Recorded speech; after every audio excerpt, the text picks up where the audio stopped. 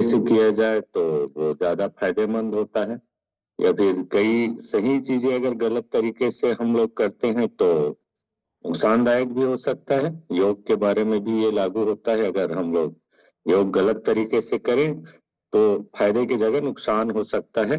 तो इस नुकसान को बचाने के लिए, इस नुकसान से बचाने के लिए आपका बहुत बहुत धन्यवाद कि जो छोटी छोटी सूक्ष्म जो बातें होती है योग की, जो आम लोगों को पता नहीं रहता, उसको आप मैंने बताए हैं। और कई सुधार तो हम लोगों ने खुद इस क्लास में किया है।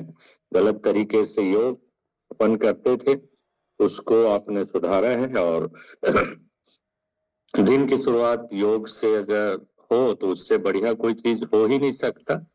और कोई भी जो ज्ञान की बात है, खासकर हमारे स्वास्थ्य से संबंधी, कभी पुराना या नया या अपडेट नहीं होता है। असल में हम लोग को जानकारी बाद में होती है और उसको फिर हम लोग मॉडर्न मेडिकल साइंस का नाम दे देते हैं। ऐसा ही एक विषय है आज जिस विषय की मैं चर्चा करने वाला हूँ। और इस विषय की चर्चा करने से पहले मैं युगों युगों पहले की एक कथा मैंने सुनाना चाहता हूँ, जो मैं अक्सर अपने फिजिकल क्लब में सुनाता आया हूँ और कई बार सुनाया हूँ। समुद्र मंथन की कहानी। और समुद्र मंथन की कहानी का एक पार्ट जो आज के विषय से संबंधित है उसको मैं सुनाता हूँ। वैसे मैंने पूरी कहानी फिजिकल क्लब में कई बार सुनाई है समुद्र मंथन की, वैज्ञानिक तथ्यों के आधार पर। आज भी मेरी कहानी पौराणिक रहेगी, लेकिन उसको प्रूव करने के लिए मैं वैज्ञानिक वैज्ञानिकता भी लाऊंगा। तो सबसे पहले मैं एक कहानी जो इस विषय से संबंधित है उसको सुना देता हूँ। बात समुद्र मंथन की है। समुद्र मंथन हो चुकने के बाद जब आखिरी रत्न के रूप में अमृत निकला, तो उस अमृत को बांटने की जिम्मेदारी भगवान विष्णु के पास थी। अब वो कैसे थी मैं पहले ही बता चुका हूँ, डिटेल्स में जाऊंगा तो पूरा क्लास ही खत्म हो जाएगा। तो जब अमृत को बांटने की जिम्मेदारी भगवान विष्णु की थी, तो उन्होंने चालाकी से, वो मोहिनी स्वरूप में थे और मोहिनी बन के उन्होंने देवताओं और राक्षसों की श्रेणी को अलग अलग कर दिया था, अलग अलग पंक्ति में बिठा दिया था और देवताओं से अमृत को बांटना चालू किया था। देवताओं की ओर से राक्षस लोग अलग बैठे थे। तो जैसे जैसे अब अमृत भगवान विष्णु जो मोहिनी स्वरूप में थे वो बांट रहे थे, तो एक जो बुद्धिमान राक्षस था जिसका नाम स्वर भानु था, वो देवताओं की पंक्ति में आके माने बैठ गया। उनको पता था कि राक्षसों को अमृत मिलने वाला नहीं है, देवता लोग चालाकी कर रहे हैं करके। सूर्य और चंद्रमा के बीच वो स्वर भानु नाम का राक्षस बैठ गया। अब उधर भगवान विष्णु अमृत बांटते हुए आ रहे थे और स्वर भानु को भी अमृत पिला दिया गया। और जैसे ही अमृत पिलाया, उसके आजू बाजू जो सूर्य देव और चंद्र देव बैठे थे उनको आभास हुआ कि ये तो राक्षस है। और जैसे ही उन्होंने बताया या चिल्लाया कि ये तो राक्षस है, राक्षस को अमृत मिल गया, तो तुरंत भगवान विष्णु मोहिनी स्वरूप से अपने असली स्वरूप में आए और चक्र से तुरंत उसके शरीर को माने गले को माने काट दिया दो हिस्सों में, और बाद में वो राहु और केतु बना। लेकिन उसके जो रक्त की जो बूंदे थी वो पृथ्वी पर पड़ी, और पृथ्वी पर पड़ने के बाद उससे जो माने जो पौधा बना, उसको शास्त्रों में या पौराणिक कथाओं में प्याज के रूप में माना जाता है कि उस राक्षस के रक्त से जो पौधा उगा वो प्याज के रूप में माने उगा धरती पर। तो इस प्याज को असल में माने दोनों रूप से, तामसिक गुण और माने इसमें सात्विक गुण दोनों रहते हैं। तामसिक गुण इसलिए कि उसमें राक्षस का खून था, और सात्विक गुण इसलिए कि अभी अभी उस राक्षस ने अमृत पिया था। तो प्याज में दोनों का गुण रहता है। तो आज की चर्चा मेरी प्याज के ऊपर ही रहेगी। ये तो रही पौराणिक कथा। पौराणिक कथा में भी इसको बोला गया है, लेकिन अगर हम लोग पौराणिक कथाओं को भी ज्ञान पूर्वक ना सुने तो माने गलत हो सकता है। जो गलतफहमी यहाँ फैली हुई है कि लहसुन और प्याज का सेवन नहीं करना चाहिए, ये भी पूर्णतः गलत है। ये हमारे पौराणिक कथाओं में लिखा जा चुका है, क्योंकि इसमें अगर पौराणिक कथा के अनुसार अगर बात की जाए तो उसमें राक्षस का खून तो था, लेकिन उसमें अमृत के गुण भी थे। तो आज के जो मेडिकल साइंस है या आज का आयुर्वेद क्या कहता है इस प्याज के बारे में, उसी की आज चर्चा मैं करूंगा। पौराणिक कथा तो मैंने बता दी। अब आज जो विषय रहेगा वो कच्चा प्याज के ऊपर ही रहेगा। कच्चा प्याज खाना चाहिए कि नहीं खाना चाहिए, या इसके फायदे क्या हैं, इन सब के बारे में आज विस्तार से चर्चा होगी। और हमेशा की तरह मेरी जो क्लास रहती है वो साइंस बेस रहती है। मैं कथा जरूर पौराणिक कथा सुनाता हूँ, लेकिन उसको भी साइंस से रिलेट करने का काम मेरा रहता है। तो ये जो आ, सामान्य से दिखने वाला प्याज है, असल में एंशिएंट आयुर्वेद माने पौराणिक आयुर्वेद और यूनानी चिकित्सा पद्धति और बहुत सारे चिकित्सा पद्धतियों में इसको दवाई के रूप में लिखा गया है या दवाई के रूप में बताया गया है। तो आप लोगों को आश्चर्य होगा कि साधारण सा प्याज दवाई कैसे हो सकता है। तो उसी के बारे में आज मॉडर्न मेडिकल साइंस के ओर से भी मैं बताऊंगा कि ये चमत्कारिक क्यों है। खाने का जो प्याज है वो न केवल दवाई है, बल्कि आपके दैनिक दिनचर्या में कितने फायदे कर सकता है, कितनी बीमारियों से बचा सकता है, इनको प्याज नहीं खाना चाहिए या प्याज कैसे खाना चाहिए, इस सारी चीज का हम लोग आज यहाँ चर्चा करेंगे। सबसे पहले तो मैं बता देता हूँ आयुर्वेद की दृष्टि से आयुर्वेद क्या कहता है प्याज के बारे में। आयुर्वेद असल में प्याज को वात बैलेंसिंग तत्व के रूप में मैंने माना गया है आयुर्वेद में। अगर आप आयुर्वेद का ग्रंथ अगर पढ़ पाए, जो पौराणिक आयुर्वेद का ग्रंथ है या जो आयुर्वेद के अच्छे ज्ञाता हैं, तो मैंने प्याज को वात बैलेंसिंग तत्व माना गया है, मैंने वात को बैलेंस करने वाला। और वात पित्त वाले कफ में मैंने भी कई बार इस चीज की चर्चा की है कि वात से उत्पन्न होने वाले जो 80 प्रकार के रोग आयुर्वेद में बताए गए हैं, वात में से के बैलेंस बिगड़ने से ही सबसे ज्यादा रोग होते हैं। और उसी वात को बैलेंस करने के लिए प्याज का जिक्र किया गया है आयुर्वेद में कि इसको वात बैलेंसिंग माने कहा गया है।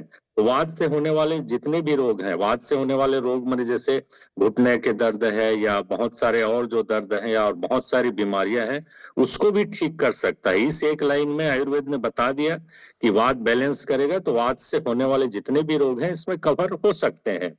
और ये पूरा दवाई नहीं है, इसमें फायदा होगा ऐसा लिखा गया है।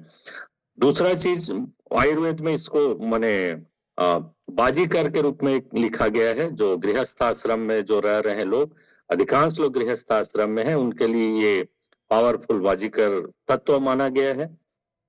तो ये दूसरा फायदा है आयुर्वेद की दृष्टि से बता रहा हूँ। इसके बाद मॉडर्न मेडिकल साइंस की भी बात करूंगा। आयुर्वेद में इसको शक्तिशाली पाचक रस या भूख उठाने वाला या भूख बढ़ाने वाले तत्व के रूप में भी इसको मैंने बताया गया है। आयुर्वेद में कान के दर्द के लिए भी इसको दवा के रूप में बताया गया है कि अगर किसी को कान में दर्द है तो ताजे प्याज के रस के 2 बूंद अगर कान में डाला जाए तो उसमें भी आराम मिलता है।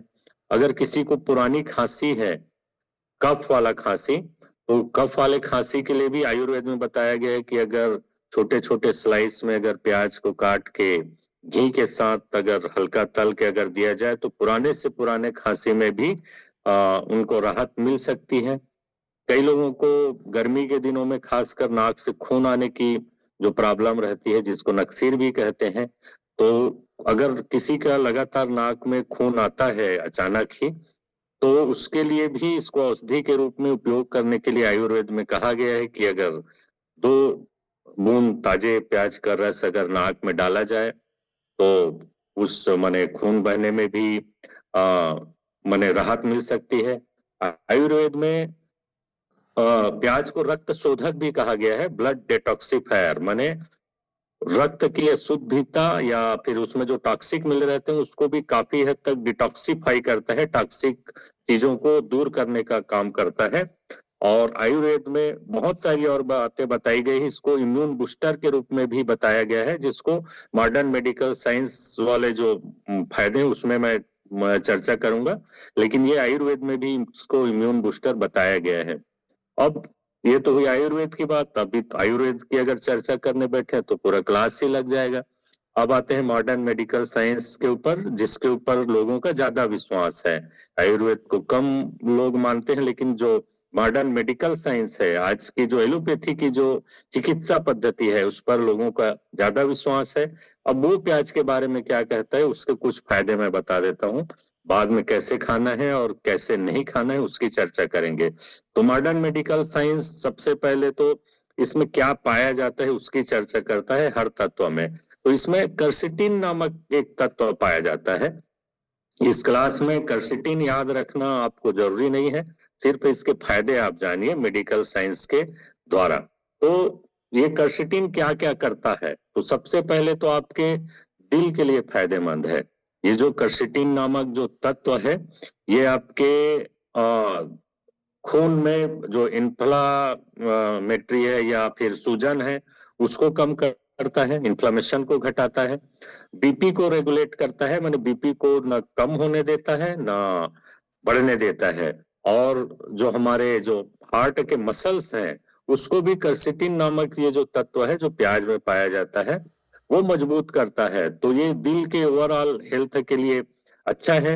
अभी प्राइमरी रिसर्च में ये भी बात साबित हुई है कि ये हमारे कोलेस्ट्रॉल को भी कम कर सकता है, और उम्र के साथ जो नसों में जो कड़ापन आ जाता है या टाइटनेस आ जाती है या प्लाक या फिर ब्लॉकेज जमने के जो चांसेस होते हैं उसको भी कम करता है। लेकिन ये प्राइमरी रिसर्च है, इसमें रिसर्च किए जाने की और जरूरत बताया गया है कि कोलेस्ट्रॉल और ब्लॉकेज में भी प्याज फायदेमंद है। तो ये पहला फायदा है मॉडर्न मेडिकल साइंस के अनुसार। दूसरा फायदा है कैंसर के लिए। कैंसर में प्याज को में जो स्थित जो एंटीऑक्सीडेंट है, जो फ्लेवोनाइड है, वो कैंसर के सेल्स को बढ़ने से रोकता है। और खासकर एक कोलोन कैंसर और दूसरा ब्रेस्ट कैंसर, इसके लिए जो इसमें जो एंटीऑक्सीडेंट जो तत्व पाया गया है उसको इस कैंसर के सेल्स को के ग्रोथ को कम करने की बात भी मेडिकल साइंस के रिसर्च में कही गई है, खासकर कोलोन कैंसर और ब्रेस्ट कैंसर में। ये दूसरा फायदा है। तीसरा फायदा डायबिटीज वालों के लिए भी है। डायबिटीज में जैसे कई लोगों को ये भ्रम रहता है कि जमीन से नीचे जितने भी चीज या कंदमूल वाले चीजें रहती हैं डायबिटीज वालों को नहीं खाना चाहिए, लेकिन मेडिकल साइंस प्याज के बारे में कहता है कि ये डायबिटीज के रेगुलेशन के लिए भी काम करता है। असल में इसमें जो कर्सिटीन रहता है ये हमारे जो पेनक्रियाज में इंसुलिन के जो सेंसिटिविटी है उसको बढ़ाता है।